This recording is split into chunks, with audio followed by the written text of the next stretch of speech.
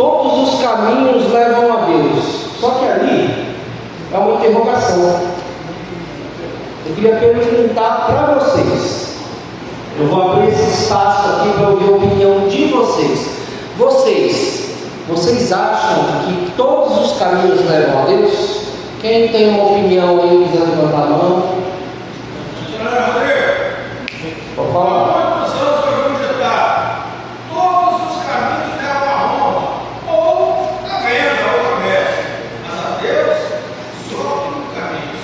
Justamente.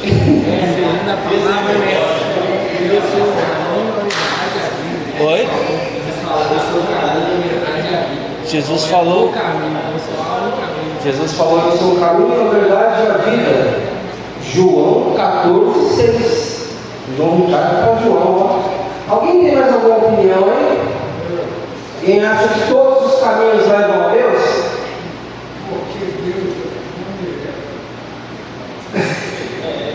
Um dia vai levar.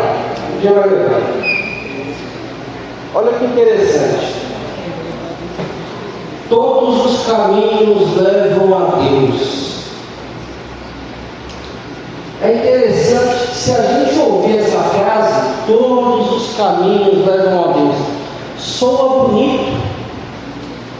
É uma frase que ela soa bonita.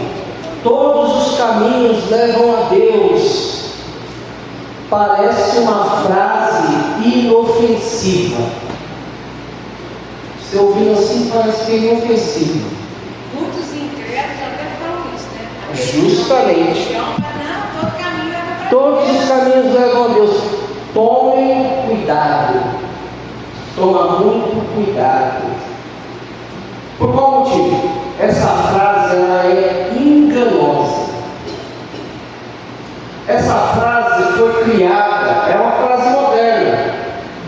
Ela foi criada pela mesma turminha do E o Amor Venceu. Ela foi criada pela mesma turminha do Meu Corpo, Minhas Regras. É uma frase que o objetivo dela é evitar conflito, é parecer inclusivo. Porque eu não sei se vocês já repararam, porque a maioria das pessoas que falam essa frase são pessoas que não são da igreja, não têm entendimento bíblico. O que elas entendem? Elas entendem o seguinte: Deus é amor. Se Deus é amor, então Deus aceita tudo. Então tudo que eu fizer, não importa, Ele sempre vai me amar. Então todos os caminhos vão levar para Ele. É esse o pensamento que eles fazem. Mas a gente sabe que Deus não é só amor. Deus é amor e Deus é o quê? Justiça. Essa frase, ela quer soar inclusiva. Mas o grande objetivo dessa frase é o distorcer a verdade. Vocês vão sempre ouvir essas frases em tudo quanto é lugar, em emissora de TV. O grande objetivo é o quê? Distorcer a verdade, porque é isso que Satanás faz. Nós até conversamos aqui na aula passada. O objetivo de Satanás é pegar uma verdade e ele distorcer a verdade. Esse é o grande objetivo dele. Então, esse é o grande objetivo dessa frase: distorcer a verdade. Se nós fôssemos corrigir essa frase, o correto seria o seguinte: seria isso aqui.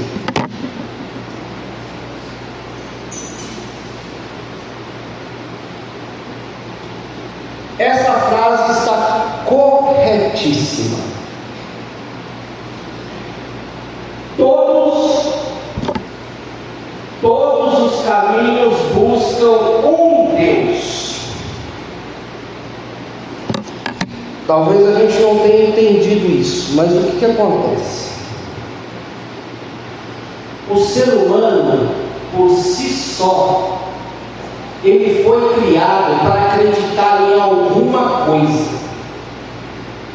ele necessita de acreditar em algo maior que ele, isto é, do ser humano.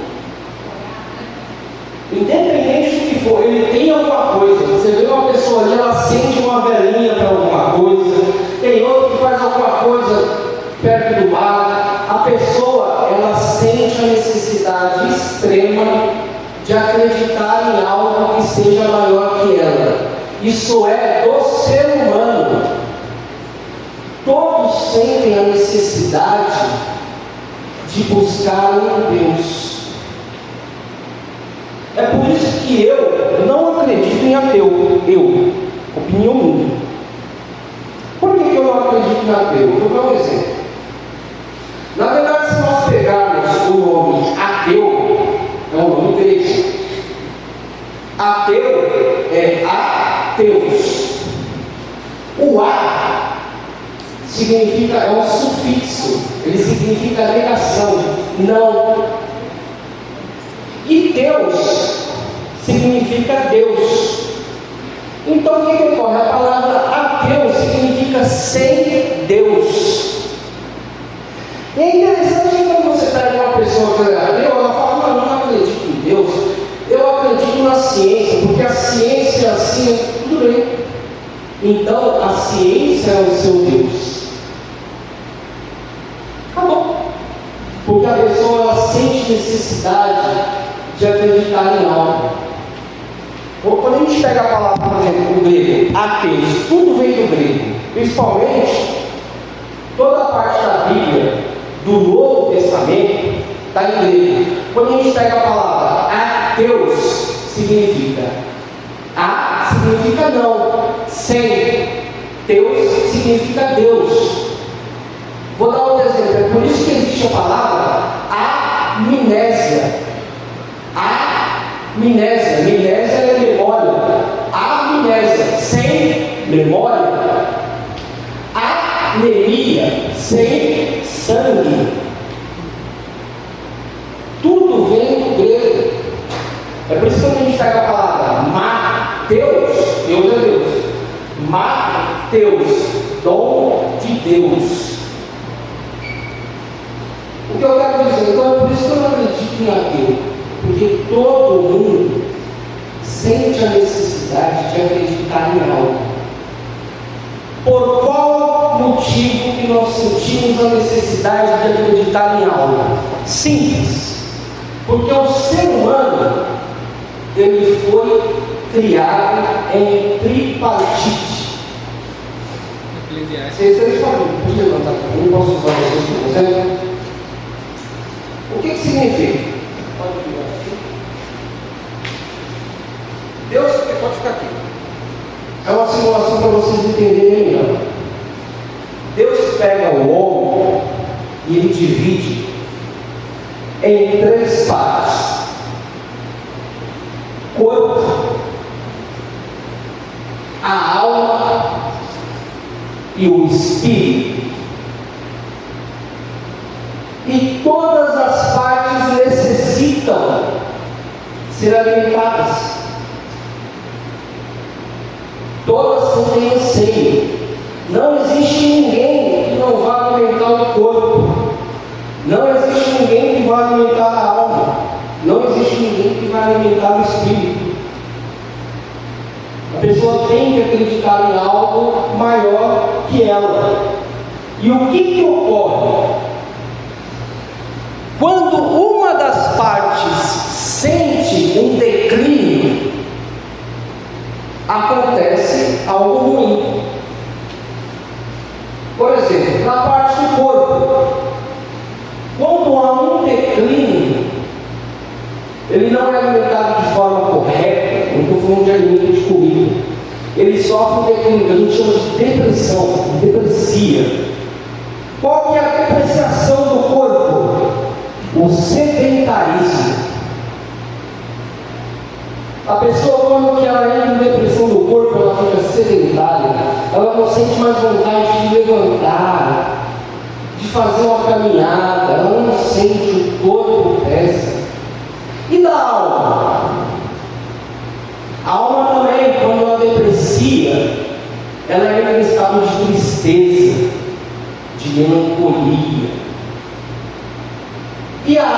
geral, a alma quando deprecia, vira suicídio. O espírito quando deprecia, ele vira suicídio. Por quê? Porque o suicídio nada mais é do que espírito de morte. Veja bem, para isso aqui não tem solução. Exercício físico, ginástica, para isso aqui não tem solução. Remédio. Para a parte do espírito também tem solução, mas quando uma pessoa ela não tem nada, ela ouve chamado vozes.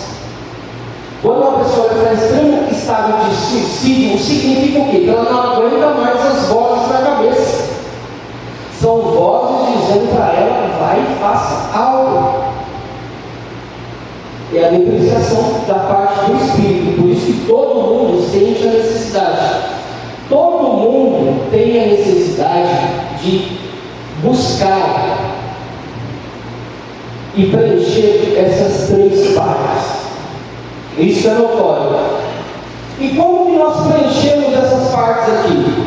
Essa aqui é preenchida através, geralmente, da religião.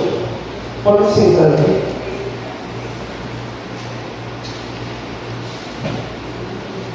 As pessoas tendem a preencher o seu lado espiritual por uma coisa chamada de religião. E existem diversas religiões. O interessante é que assim, todas as religiões levam a Deus? Não. Mas tem bastante religiões que levam a Deus. Eu vou dar um exemplo aqui, ó. O judaísmo é uma religião que leva a Deus. Ele tem Deus como soberano. O islamismo, que é a religião lá do Irã, os árabes, é uma religião que também tem Deus como único. É chamado de Allah. Mas qual que é a diferença? Por que é o mesmo Deus e por que dá choque conosco? Simples, porque no judaísmo eles não aceitam divisão. Não aceita dividir Deus. Deus é Deus, acabou. O judaísmo fala, Deus é Deus. Não, Deus é Deus, o Filho e o Espírito, é três. Não tem divisão não tem esse papo de Filho, não tem papo de Espírito. Deus é Deus, eles não aceitam dividir. Olha só que interessante, na maioria dessas religiões aqui, essas que eu citei aqui, ó, judaísmo, islamismo, budismo, hinduísmo e cristianismo. Eu coloquei exatamente as maiores religiões do mundo, as que predominam o mundo inteiro. Você sabe qual que é a religião que predomina mais no mundo inteiro? São duas: o islamismo e o cristianismo. O islamismo é interessante. O islamismo é uma religião que é o pessoal lá do Iraque. Vocês estão vendo aí, vocês estão acompanhando os Estados Unidos entrando em guerra com o Irã. Vocês lembram de toda essa parte? Aí são todos muçulmanos. Todos cultuam a parte do islamismo. Tem islamismo como religião. E como que funciona esse islamismo aqui? Eles têm Deus, Allah, como maior principal. Mas existe um profeta que viveu na terra, que se chama Maomé. É para eles como se fosse Jesus. Mas qual que é a grande diferença? Esse Maomé, quando ele viveu aqui na terra, ele era um general. Ele era um general dos exércitos. Imagina, uma pessoa que se intitula profeta, só que ele é general. E ele conseguia tudo através da guerra. Por este motivo que o islamismo acha que toda guerra é santa. Eles não têm preocupação nenhuma em ir para a guerra. Para eles tudo é santo. Morrer por Allah. É por isso que os Estados Unidos ou qualquer outro país que for entrar em colisão com eles, não tem problema nenhum, eles não têm problema nenhum em atacar. Não há problema nenhum. Por causa que eles acham que toda guerra é uma guerra santa.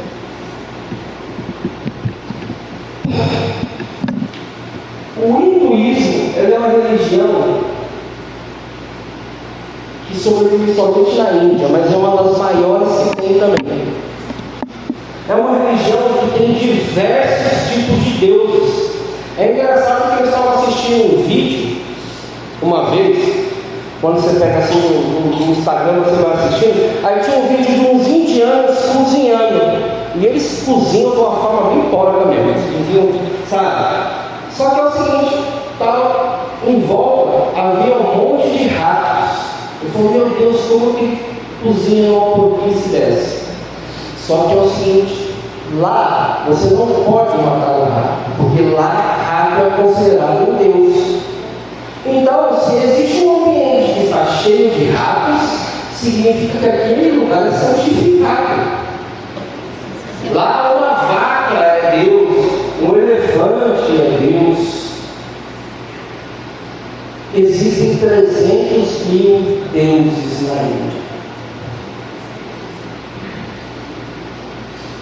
E é uma religião que é grande, porque na Índia, a Índia é um país extremamente, com uma população fora de ordem. Agora, olha que interessante, o cristianismo que eles colocam aqui, não é o cristianismo nosso aqui. Eles encaram o cristianismo como uma pessoa católica. Eles contam como catolicismo, porque a religião do cristianismo, ele não é contado, ele é contado a partir do católico ou do protestante. Mas eu falo uma coisa para vocês, nós aqui não encaramos cristianismo como religião. Nós nem devemos, porque assim, Cristo não é uma religião. Cristo é a conclusão do mandamento. É o final da obra de Deus, mas não, Jesus nunca chegou e falou assim, siga-me como uma religião. Nós seguimos a Cristo, tanto é que cristão significa pequeno Cristo.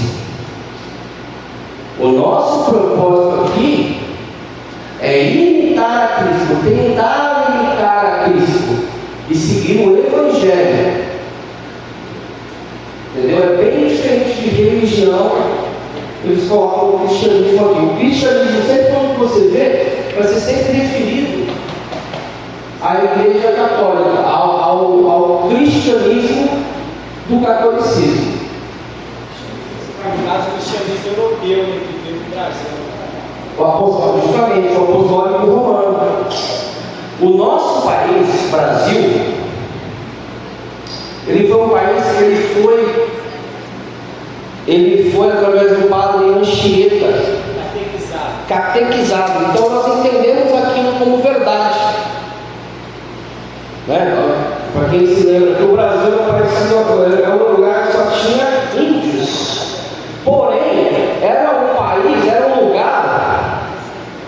lugar que tinha um tipo de madeira que os outros países adoravam, precisavam dele, que era o pau-brasil.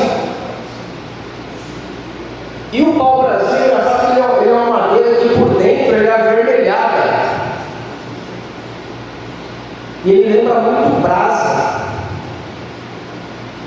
É por isso que os outros países vinham, se instalavam aqui e começavam a cortar o pau-brasil. Quem trabalhava cortando o pau-brasil naquele tempo se chamava-se brasileiro. Então trazia essas pessoas de lá, ficavam aqui na terra, aqui, cortando. Aqui que você tem, eu sou brasileiro. Estou cortando o pau-brasil. E daí surgiu esse nome. Mas nós somos, isso é só uma venda, só um detalhe. Mas assim, nós aprendemos, o nosso país é totalmente originado do catolicismo. A gente aprende desde pequeno isso. Entendeu? Só que é o seguinte, Nós estamos falando aqui de religiões, existem diversas religiões. Mas Deus, Ele deixa uma coisa clara na Bíblia. Apesar de que cada religião deve ser um caminho, só existe um caminho. Qual que é este caminho? Tudo através de Jesus. É interessante que a gente pega aí o judaísmo, por exemplo, o judaísmo, que são considerados os filhos de Deus mesmo. Eles acham que eles têm uma aliança com Abraão, então eles são filhos de Deus, tudo. Mas olha que interessante. Quando nós pegamos Romanos, o livro de Romanos, Romanos 10, Paulo vai dizer assim, o anseio, ele escrevendo para Israel, para os judeus, povo dele. Paulo diz assim: olha, o meu maior desejo é que vocês sejam salvos, porque só há salvação por meio de Cristo, e eles não aceitam Jesus. Qual que é a diferença de Jesus para as outras religiões? É somente por meio de Jesus que há salvação. Eu acho que eu peguei aqui a parte de Roma. Oi? Como que vai ser para eles então? Então, isso é um fato bem interessante que remete ao Apocalipse lá. Mas assim, alguns vão ser salvos e outros vão. Quando o anticristo se manifestar, muitos vão se ajoelhar e vão entender realmente. Mas a coisa não vai ser muito boa para eles não, viu?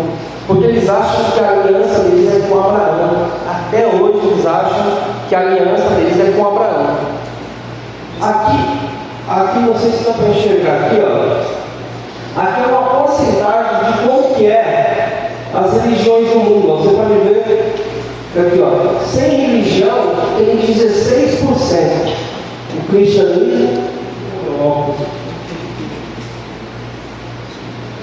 31%.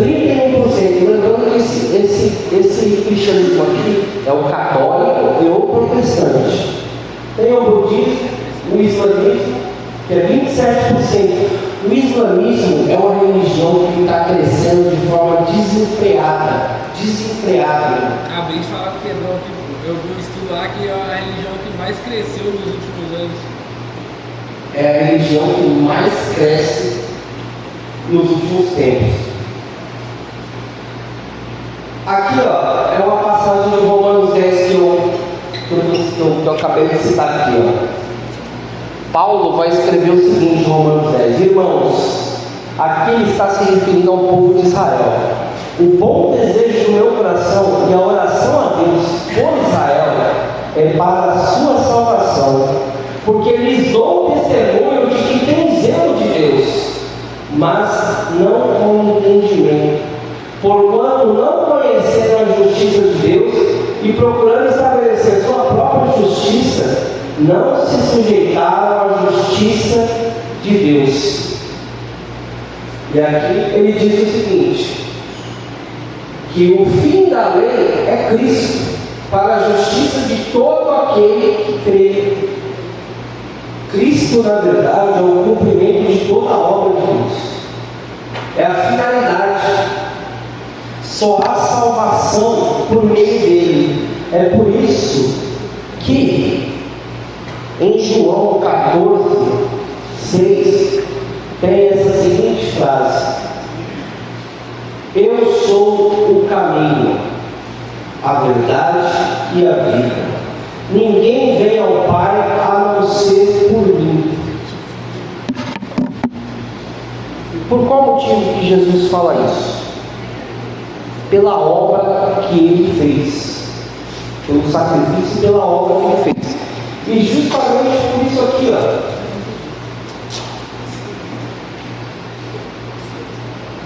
através da obra da cruz, E é interessante que a gente não consegue entender, de certa forma, a profundidade da obra da cruz. O tamanho que foi essa obra que Cristo se submeteu para que nós fôssemos salvos. Olha que interessante. Vamos entender um pouco sobre a obra da cruz. Vamos entender um pouco sobre a cruz. Coisas que às vezes a gente passa, mas passa despercebido.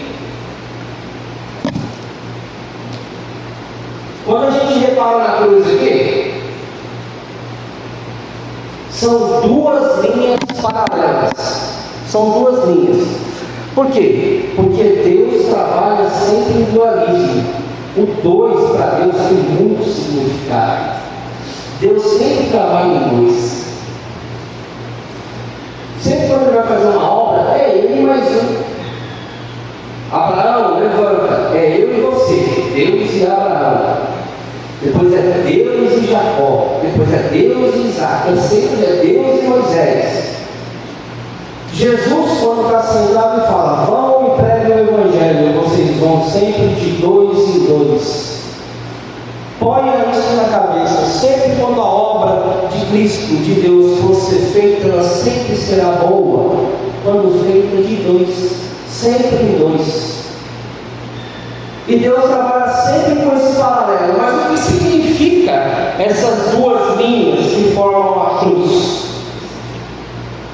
Veja bem, vamos voltar um pouco. Adão pecou. O pastor Pedro fala que ele costuma brincar, falar que é o seguinte: Adão era o cara que estava pilotando um caminhão e capotou com todo mundo junto. Então, no pecado de Adão, todos fomos destituídos da glória. E todos estávamos condenados, é isso? Somos pecadores e somos condenados. Olha bem, veja bem.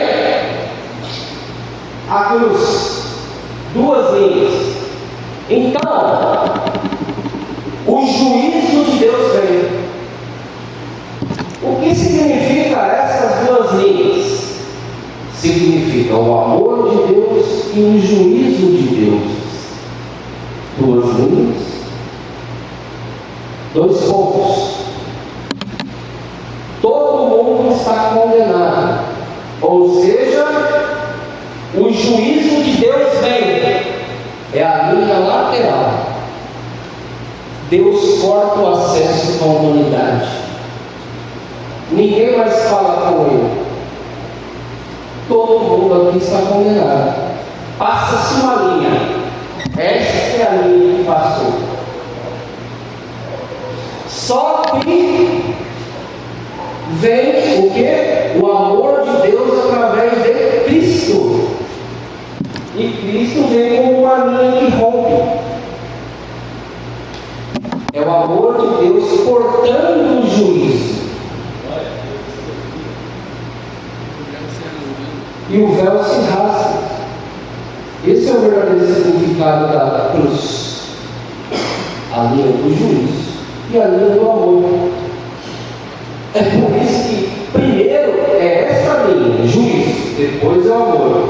Os católicos, eles costumam fazer o sinal da cruz errado. Primeiro eles fazem o do amor, depois do juízo. É o contrário, primeiro vem o juízo, depois o amor. Levanta aqui para mim, Vandinho, fazendo um favor. Veja bem, fica a mão aqui rapidinho. Esta é a linha do juízo. Passou-se uma faca, uma régua, cortou o assunto. Deus não fala mais conosco.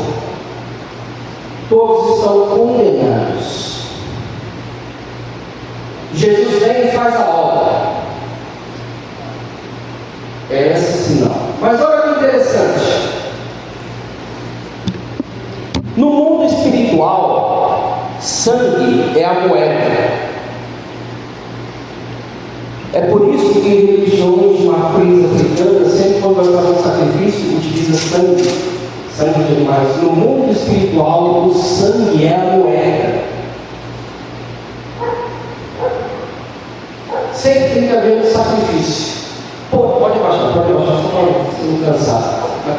rapidinho. Mas o que acontece? Quando ocorre o pecado original, todo mundo está condenado. Não havia ninguém digno para pagar. Não há ninguém perfeito o suficiente para pagar essa conta, o sangue. Por isso que vem Cristo. Veja bem, quando a gente fala no nome obra, obra está ligado à mão. É a mão do homem que faz a obra. Você trabalha usando o quê? As suas mãos, não é? É dali que vem a sua obra. Obra está ligado a mãos. Só que a mão do homem não pode pagar o pecado. Então nós temos aqui a cruz, a linha do juízo. Você pode pagar? Não, mas Jesus pode. Então eu pego a mão de Jesus e ponho aqui na linha da justiça, do juízo. E pego a outra aqui também. Olha a mão de Jesus, que é o responsável pela obra, na linha do juízo. E o sangue que escorre aqui está correndo no juízo. A justiça de Deus está sendo feita, está sendo paga por sangue que escorre aqui. E na linha do amor? Na linha do amor nós temos duas pontas. Quando a gente olha para a linha do amor, a gente olha os pés, a gente vê e a gente assimila pé a caminho. Os pés de Jesus é o caminho. É Ele que liga a linha do amor. Veja bem, que eu sou o caminho. Quando na Bíblia se refere a caminho, não significa caminho. Eles não interpretam como caminho. Quando eu falo para você, ali é o caminho, eu falo que você deve viver daquela forma. O caminho é esse, você deve viver segundo este ponto. Entenda o seguinte: na linha do amor, os pés representam o caminho, mas você não pode se desviar. Você sempre tem que entender que a ponta de um caminho, a ponta de uma igreja, é Cristo, que é o cabeça. Na linha do amor, existe uma cabeça. Quem quer? Cristo. O tanto de igrejas que pregam e deixam Cristo do lado de fora, pregam sobre ganhar carro, sobre ganhar emprego, sobre ganhar cura, sobre ganhar isso, sobre ganhar aquilo. Esquece a verdadeira cabeça. A cabeça de uma igreja tem que ser quem? Cristo. Mas o mais interessante, pode ser, muito obrigado. Você pode ser mais interessante, que é o seguinte, não sei se vocês sabem, mas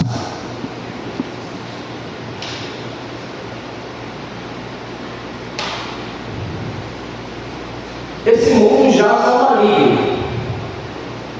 Concorda? Satanás, quando está tentando Jesus, ele diz o seguinte: se vocês se prostrarem perante mim, te darei tudo isso a que foi me dado de direito. Olha o que Satanás fala. Por qual motivo? Porque a terra pertencia ao homem. Concorda? Ao homem foi dado todo o poder da terra. Adão. Satanás vem, mente para Adão, leva Adão na conversa, e o pecado entra na terra. A partir deste momento, a terra passa a pertencer a quem? Ao maligno. Tem alguém que pode pagar por isso? Alguém que paga essa conta? Não tem. Jesus vem e efetua o pagamento na cruz. Satanás devolve? Não, ele é mentiroso. Não devolve. Por esse motivo que Jesus vai ter que vir de novo. E dessa vez com um exército. Para tomar a força. É por isso que na primeira vez ele vem como um cordeiro. Na segunda ele virá como um leão. Agora olha que interessante, porque quando a gente pega em Lucas, diz que este sacrifício da cruz aqui foi feito num lugar chamado Gólgota. E significa, Gólgota no hebraico significa caveira.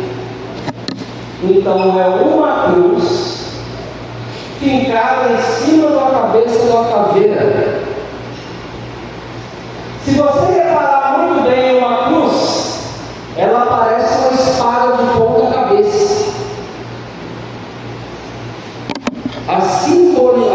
O simbolismo que há nisso aí é o seguinte: Gólgota representa Satanás, a cabeça da caveira. A cruz representa a espada de Deus sendo fincada na cabeça de Satanás. Só uma? Não, 3. A de Deus, a de Cristo e a do Espírito Santo. 3 espadas fincadas no crânio de Satanás, dizendo: tetelestai, está consumado, está pago. O que ele fala? E eu lhe feriei o quê? A serpente vai morder o seu calcanhar, e eu lhe ferirei a cabeça. Pô! Deus é maravilhoso, né? Nesse dia foi incrível, cara. A cruz é a espada. E é isso que nós carregamos, é isso que nós temos que carregar. As pessoas não interpretam muito bem quando se fala em evangelho.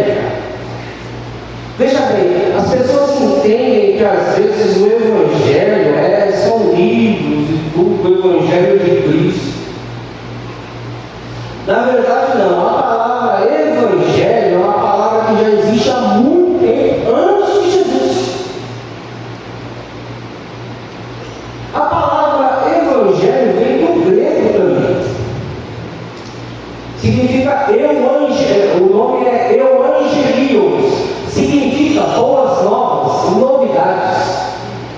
O que significa isso? Significa que é o seguinte: em Roma, ou nos tempos atrás, existiam reinos, os reinos. E sempre havia uma pessoa que era um mensageiro. Ele ia sempre a mando do rei para outro reino. E chegava lá e era anunciado, e ele começava a falar: ô meu rei, tudo bom? Aconteceu isso. O rei falava assim: chega de papo, me fale os angelinos. O que ele quis dizer?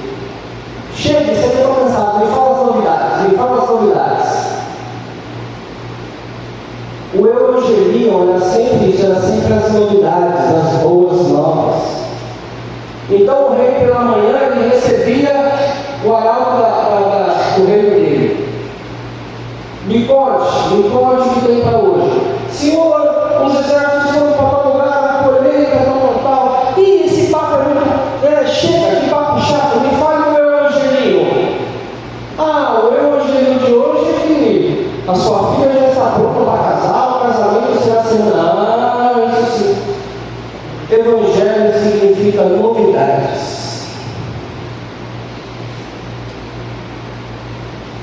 Jesus é um rei. Ele estipula você como servo dele. E você vai falar o evangelho, as novidades. E você vai em outros reinos. E você fala em nome do rei. Quem é o nome do seu rei? Olá, eu falo em nome de Jesus Cristo. E vim proclamar as novidades. Vim trazer o evangelho. As pessoas não sabem, mas Cristo é muito mais simples, é muito mais fácil você atingir. Jesus não pede para você ter uma religião nem nada, Ele simplesmente Ele fala tudo através do Evangelho.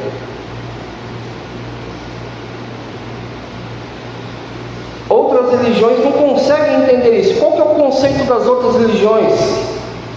O judaísmo, através de aliança com Abraão, as leis. E o cristão? É tudo através da graça, é tudo pela graça. A graça é o fim dos mandamentos. Significa que a graça aboliu os mandamentos? Não. Significa o quê? Que é muito mais difícil eu seguir a graça do que seguir os mandamentos. Nos mandamentos diz o seguinte: se seu irmão aqui te bater, te fazer qualquer coisa, vai lá e dá ele também. Pode bater, te bateu, olho por olho, dente por dente, pode bater. Na graça fala assim: se ele te bater, você perdoa. Que difícil é você perdoar alguém que te bate. Na graça, na lei diz o seguinte: se você adulterar, pecou. Traiu. Na graça diz o seguinte: se você pensar, se você olhou 2 vezes, pecou. Muito mais difícil. Jesus pega a lei e traz para o coração. Por isso ele diz: eu não vim para mudar a lei, eu vim para cumpri-la. É muito mais difícil, porque Jesus ele faz a mesma representação de Moisés. Moisés vem e traz a lei, Jesus vem e conclui. Quando nós pegamos o livro de Mateus, existe uma simbologia com a vida de Moisés. Olha que interessante, para vocês entenderem como Jesus é o cumprimento da lei. Jesus, filho que cumpre a lei, Moisés, servo que recebeu a lei, ambos são parecidos. Nascimento no Egito. Quando Moisés nasce no Egito, o faraó manda matar todas as crianças. Concorda? Quando Jesus nasce no Egito, o que acontece? Herodes manda matar todas as crianças. Jesus vai para o Egito também. Olha o comparativo aqui. Moisés sai do Egito. Jesus passa a infância no Egito e vai para cumprir sua missão. Moisés faz a passagem pela água. Jesus é batizado no Rio Jordão.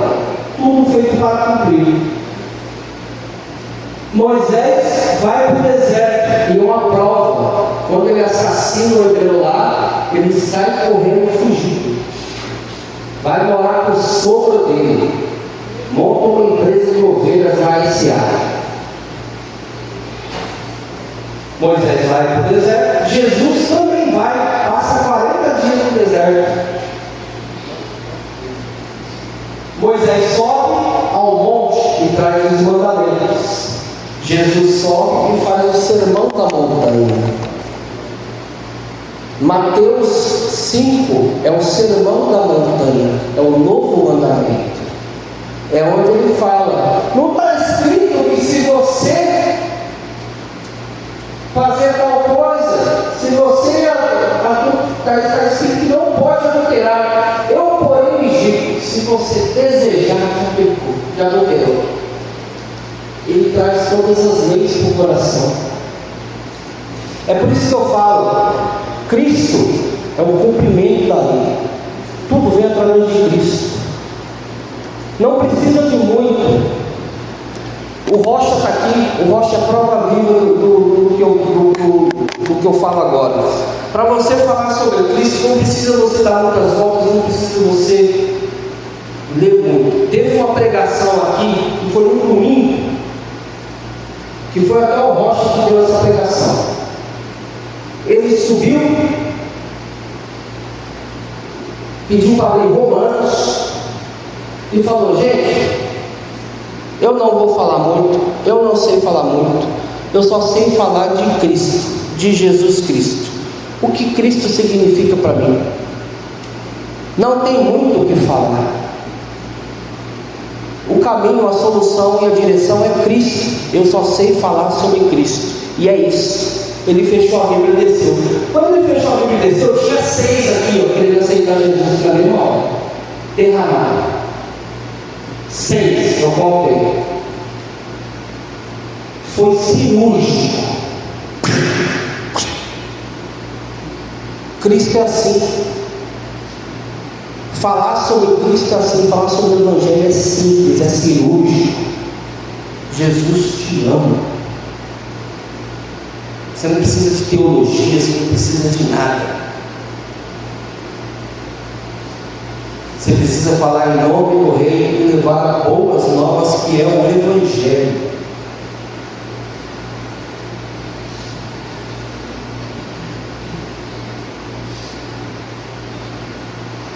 Então nós entendemos aqui que todos os caminhos não levam a Deus. Todos os caminhos levam a religiões. As pessoas sentem um vazio enorme em seu espírito. Elas tentam preencher com coisas. Alguns vão para outros tipos de coisa, vão fazer sacrifícios humanos, para tentar preencher o vazio que tem dentro delas. Não conseguem. Somente Cristo preenche tudo. A palavra de Deus já fala, né, que nós somos criados para adorar a Deus. Justamente. Então, o ser humano que ele não quer ser protestante, ele vive em constante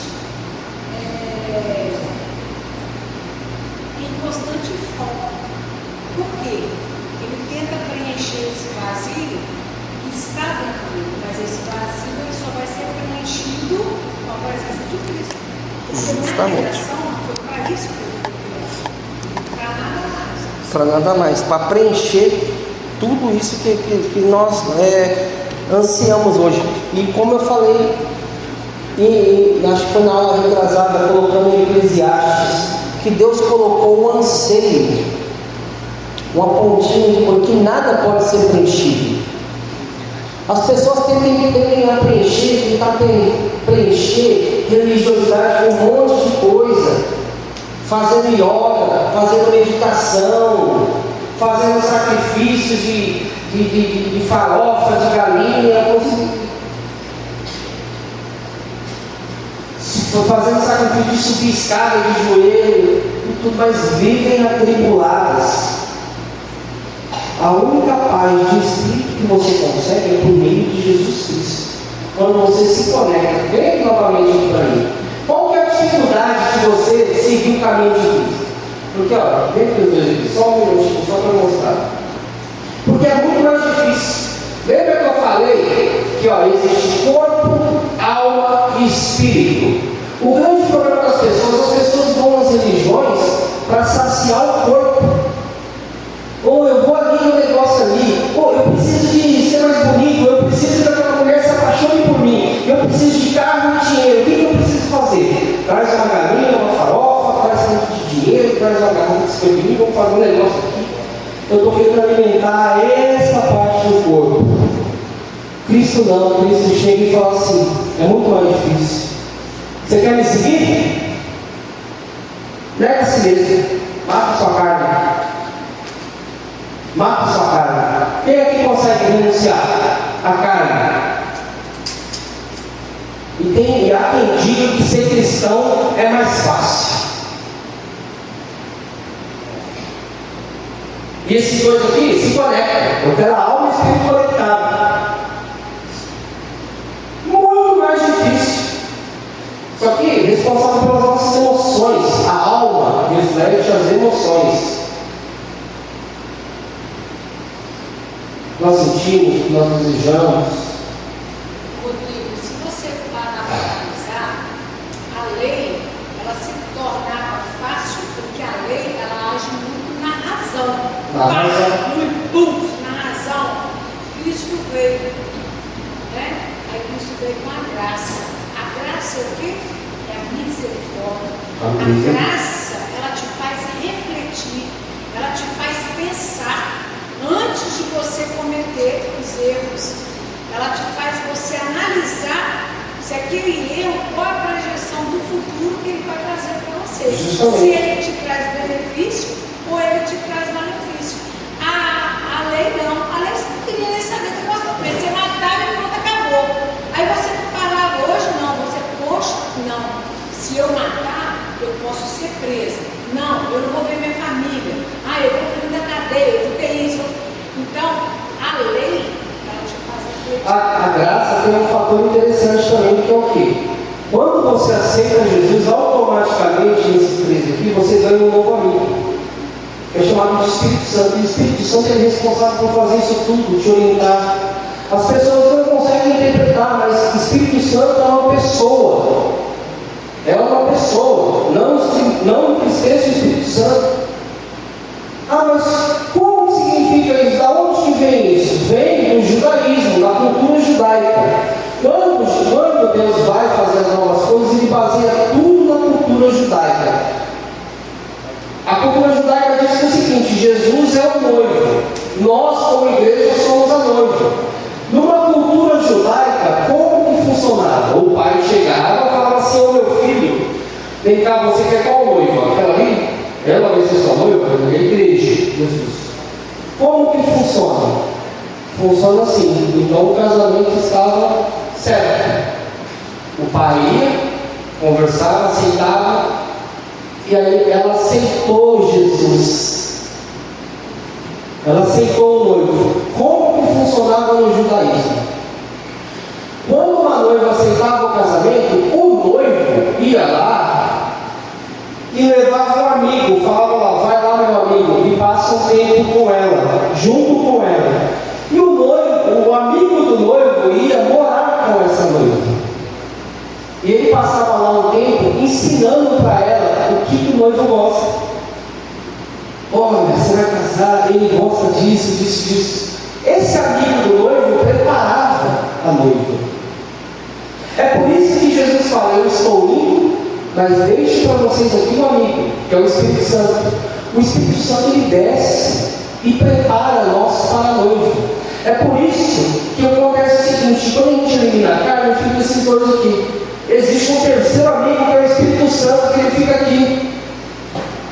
Olha, não faz isso. O seu noivo não gosta disso.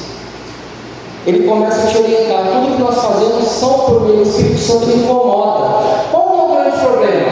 Quando a gente começa a dar razão à carne aqui, a nossa amiga espírito, a nossa amiga alma, fica querendo abraçar ele. E eu, como espírito, como amigo do noivo, falo: nossa, cara, eles estão conversando, então,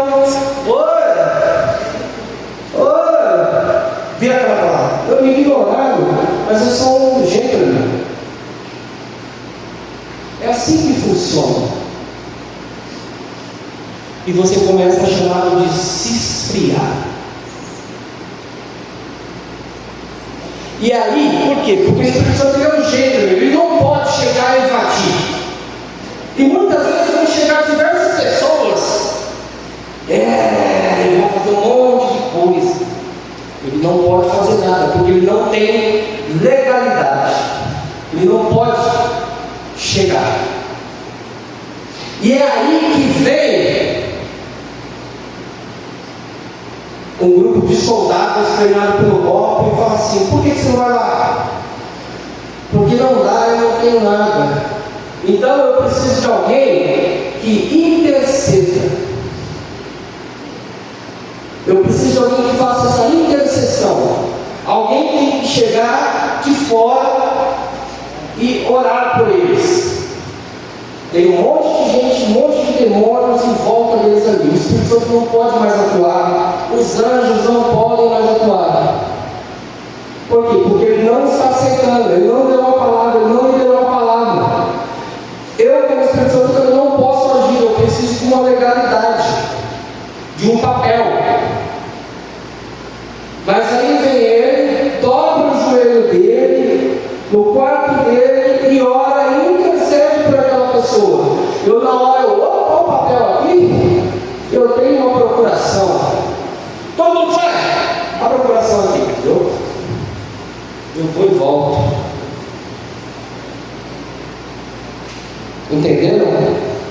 Vocês entenderam o papel do Espírito Santo? Entenderam que o Espírito Santo ele desce e ele é como uma pessoa. No casamento judaico ele passa um tempo com a noiva, preparando a noiva, que você não deve entristecê-lo, que você deve ouvi-lo.